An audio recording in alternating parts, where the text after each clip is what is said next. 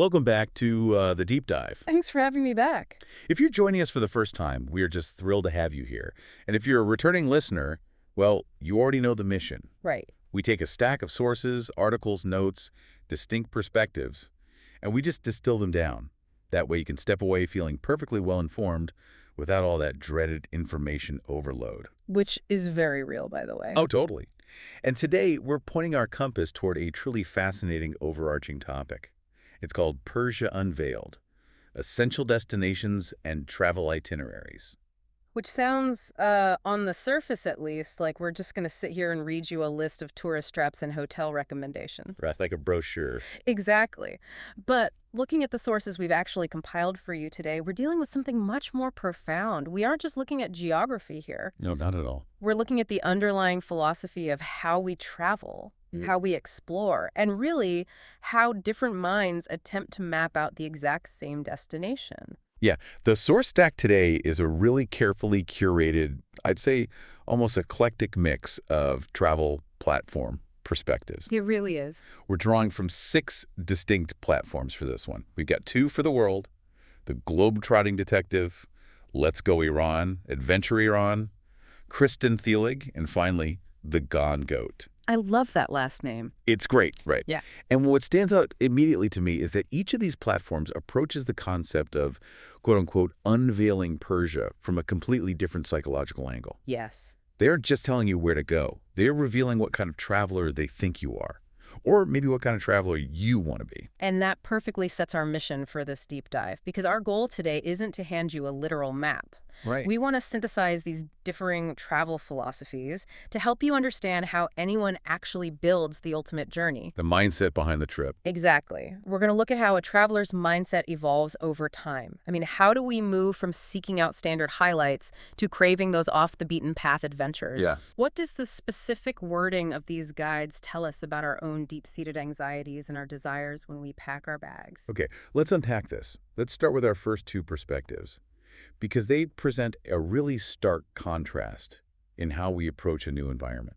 They really do, night and day. On one hand, we have the platform 2 for the world, Yeah. and their focus is strictly framed as, and I'm quoting here, things to do in Iran highlights. Right. Then, right next to it, we have a platform called the Globetrotting Detective, and their angle is framed around the most beautiful places in Iran itinerary. What's fascinating here is the immediate psychological contrast between those 2 travel mindsets. Just look at the language. The word choice. Exactly. When you look at the phrase things to do, you are looking at a highly action-oriented checklist. It's entirely driven by verbs. You do things. Right. You go to a place to do something, to interact, to physically cross an experience off a list. It implies a very high-energy, pragmatic approach to travel. Yeah, it's like a transaction. It is. You want the highlights, which means you are looking for a guaranteed return on your investment, both your time and your money. I wonder if that's a symptom of modern productivity culture just sort of bleeding into our leisure time. Oh, absolutely. We're so used to optimizing our work days, right? Yeah. Managing our tasks, inbox zero, all of that. So when we finally get a week off, we treat the vacation like a 9-to-5 job. We have to be good at vacationing. Yes. We need to hit the highlights. Mm-hmm. We need to maximize the output of the trip. The idea of just sitting around feels like a failure of optimization. That is a very real phenomenon, and the Things to Do framework caters directly to that anxiety. It implicitly tells the traveler, don't worry, your time here will be productive. You won't waste a second. Right, but then you pivot to the Globetrotting Detective's approach, seeking the most beautiful places. A totally different vibe. It shifts the entire paradigm. It moves away from action and verbs, and it leans entirely into aesthetics and adjectives. Okay, yes. It becomes a visually driven journey rather than a task-driven one. But wait, let me push back a little. Isn't hunting for beauty just another checklist? How so? Well, you're just swapping out activities for photo opportunities. It still feels like you're trying to acquire something rather than just experience it. You're just collecting beautiful views instead of collecting museum visits. That's a fair point. It can definitely devolve into that, especially in the era of social media where everyone is just chasing the aesthetic shot. Exactly. But let's look at the phrasing closely. The platform is called the Globetrotting Detective. The detective part. Right. Think about what a detective actually does. A detective doesn't just stumble upon things. A detective hunts for clues. They have to be hyper-observant. They're paying close attention. When your itinerary is based on finding the most beautiful places from that detective mindset, you're treating beauty as a mystery to be solved. Oh, well, like that. You are actively seeking visual evidence. It requires you to slow down. You have to look closely at the architecture, study the way the light hits a courtyard, really observe the culture. It's mindful. It is. It's a completely different sensory state than rushing through a bustling market just to say you did it. So to you, the listener, think about your own travel style for a second. When you step out of a car in a brand new environment, maybe a city you've never been to, are you an action taker or a beauty seeker? It's a great question. Do you immediately look for the physical interactions, the chaotic energy, the noise? Or do you find yourself stepping back, looking for the perfect vantage point to just take in the landscape and let the environment wash over you? Most people lean heavily toward one or the other. Yeah.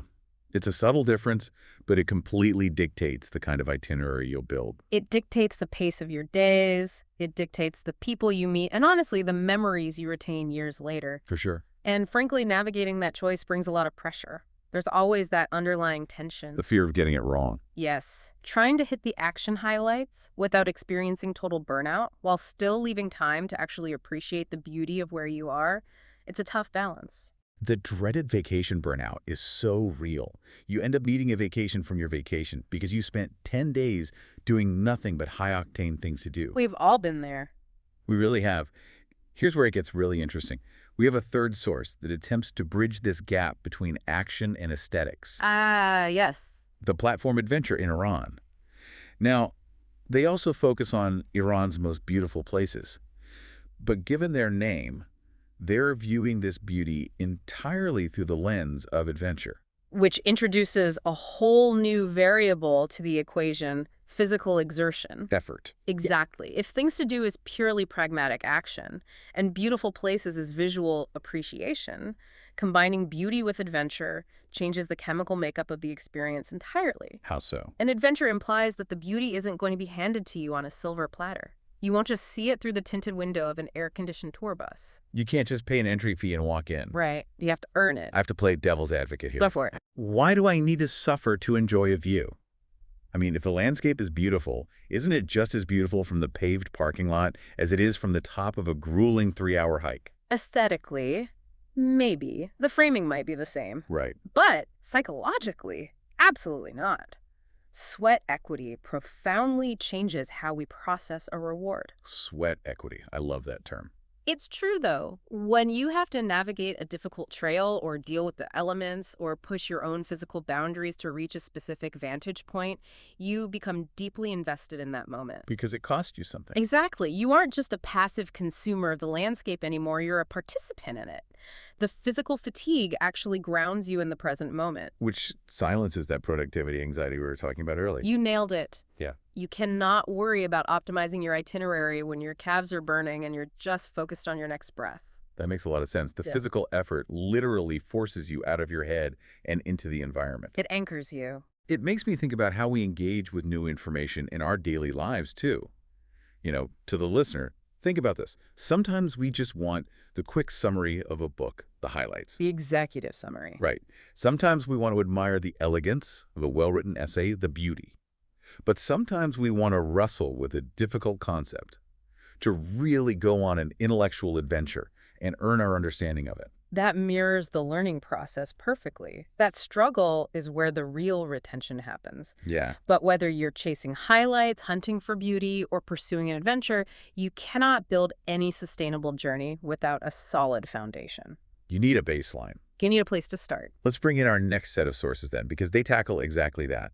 These are the structural foundational pillars of our travel stack today. The rule books. Yes, we have the platform Let's Go Iran, which provides what is framed as a baseline Iran travel guide. Very straightforward. And alongside that, we have Kristen Theilig's guide. Now, she explicitly emphasizes a complete Iran travel itinerary filled with, and the phrasing here is crucial, amazing places you need to visit. This raises an important question. How do we take all those abstract desires for beauty and adventure and actually organize them into something functional? Right, because you can't just wander aimlessly on day one. Usually not a good idea. A baseline travel guide, like the one from Let's Go Iran, acts as the architectural blueprint. The foundation. Before you can go off improvising or searching for hidden valleys like a detective, you have to understand the basic geography, the Yeah. logistics, the cultural ground rules of the environment you're walking into. It's the classic syllabus analogy. You can't just jump into advanced jazz improvisation on the piano. You'd sound terrible. You would. You have to learn the major scales first. The travel guide is your sheet music. That's a great way to put it. But I want to zero in on Kristen Theilig's wording because I find it really loaded. The word need. Yes, a complete itinerary featuring places you need to visit. For me, personally, being told what I need to do feels kind of suffocating. It triggers that rebellious streak. It does. It turns my vacation into a homework assignment. It feels like someone else is dictating the terms of my own curiosity. I completely understand why it feels restrictive, but we have to look at why travel writers rely on that specific word so often. Why is that? The psychology of the word need is incredibly potent. It subtly shifts the dynamic from a leisurely suggestion to a definitive obligation. Which sounds stressful. It taps directly into our desire for essentialism. Think about it. In a world where we are constantly paralyzed by having too many choices. Oh, decision fatigue. Exactly. Being told exactly what you need to do is actually a massive relief for most people. A relief or a source of anxiety. I feel like it creates massive FOMO, the fear of missing out. It can do both. If I follow my own path and don't go to this specific monument that the guide says I absolutely need to see, is my trip a failure? Am I doing it wrong? It can cause FOMO, yes. But think about the alternative. Okay. Imagine standing in a hotel room on your very first morning in a brand new country. You have no guide, no itinerary, no list of needs. Just a blank slate. The sheer volume of possibilities is paralyzing. Where do you even walk? That is why the promise of a complete itinerary is so incredibly appealing to the human brain. We have an innate desire for completion and for closure. So you're saying it acts as a psychological safety net. Exactly. It promises the traveler that if they just follow these specific steps, they will not miss out on the fundamental essence of the destination. It lowers the stakes. It mitigates the massive risk of the unknown. It lowers the barrier to entry so you can actually start the trip. I can see how that applies to you, the listener, even way beyond planning a trip. Oh, it applies to everything. Think about whenever you dive into a massive new project at work. Or you decide to learn a really complex new hobby, like coding or photography. You don't want to wing it. You crave that clear, rigid structure at the beginning. You want the complete guide for beginners because it prevents you from drowning in information overload. Yes. It says, don't panic, just follow this paved path, and you will survive. The complete guide and the places you need to visit form the core curriculum of your journey.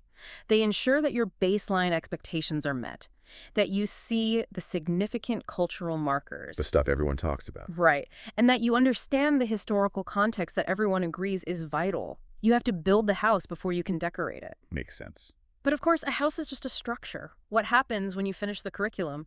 You start looking out the window. Exactly. Which brings us to the final piece of our source puzzle today. We've dissected the highlights, the aesthetic beauty, the physical adventure, and the rigid comfort of the complete foundational guides. The whole spectrum. Now we introduce the platform The Gone Goat. Their content challenges the traveler with a totally different concept.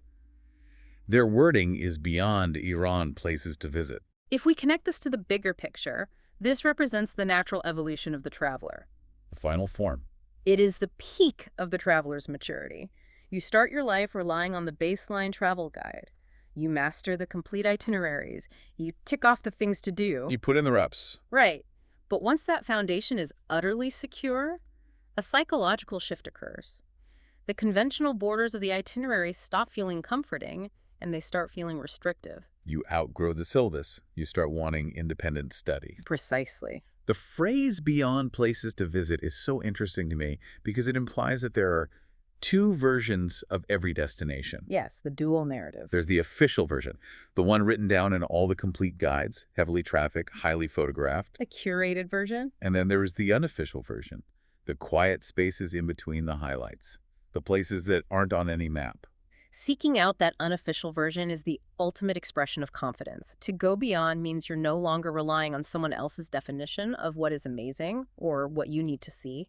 You're trusting yourself. You're finally trusting your own instincts to find value. And the name of the platform, The Gone Goat, is wonderfully symbolic here. A goat. Think about how a goat moves through an environment. A goat doesn't walk on the paved, designated tourist paths. No, they're always on some ridiculous cliff. Exactly. A goat climbs the steep, unmarked, jagged edges of the terrain. They thrive in the margins. That's a really interesting way to look at it. But a goat isn't lost. It's just operating on a completely different map than the rest of us. That's a great distinction. To adopt the goat mentality, Yeah? you have to be willing to wander off the complete itinerary, which means you have to be okay with the very real possibility of finding absolutely nothing. The risk of failure returns. Yeah. You have to be okay with a day that doesn't yield a great photo or an incredible story for your friends back home. You just exist in the space and see what reveals itself. Which requires a very high tolerance for ambiguity. And this progression mirrors the lifelong journey of learning itself. Every recognized expert in any field started as a novice who desperately needed a strict guide. When you are a beginner, you need the Let's Go baseline. You need the rules. You need the Kristen Theilig complete breakdown.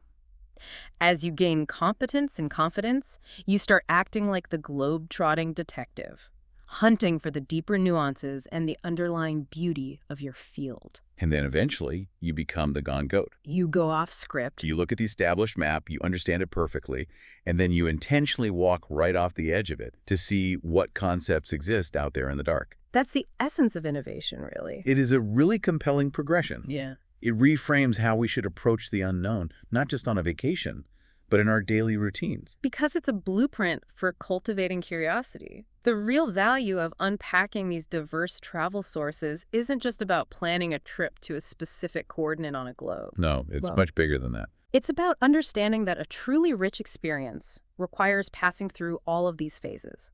You cannot skip the foundational guides, or you'll be hopelessly lost and overwhelmed. You'd just be wandering aimlessly. Right. But if you never find the courage to leave those foundational guides, you will never discover anything that is uniquely yours. So what does this all mean? We have covered some serious psychological ground today. Really? We moved from the high-energy, anxiety-driven checklists to the quiet, observant pursuit of beauty. We debated the necessity of rigid, complete itineraries and finally arrived at the rugged, unmarked paths of the goat wandering beyond the map. If we distill the core takeaway from all 6 of these distinct travel platforms, it is this. Truly experiencing a destination, truly unveiling it, requires a dynamic, multi-layered approach. It's not just one thing. It's not a binary choice between being a rigid tourist who only hits the highlights and a rogue explorer who goes completely off the grid. It's the synthesis. It's about the intentional balance of both. It's leaning on a structured, complete itinerary to give you a safe foundation. It's appreciating the aesthetic beauty with the keen, patient eye of a detective. Paying attention to the details. It's injecting the physical thrill of adventure to ground yourself in the moment. And ultimately, it's developing the confidence to step beyond the known map. It is the complete life cycle of discovery. And as we wrap up this deep dive, I want to leave you with a final thought to mull over. The big question. We spent this time dissecting how we structure our journeys and why we rely so heavily on guides to tell us what we need to do. When you plot out the itinerary of your own life's adventures, whether that's learning a new skill or visiting a new place, do you stick strictly to the complete travel guide, or are you actively seeking out those beyond places that aren't on any map? A very worthy question to ask before you take your next step. Indeed. Thank you so much for joining us for this deep dive. We always love exploring these layered ideas with you, and we hope this conversation gives you a fresh perspective for whatever adventure you're planning next. Until next time, keep exploring, keep questioning, and we will catch you on the next deep dive. Take care.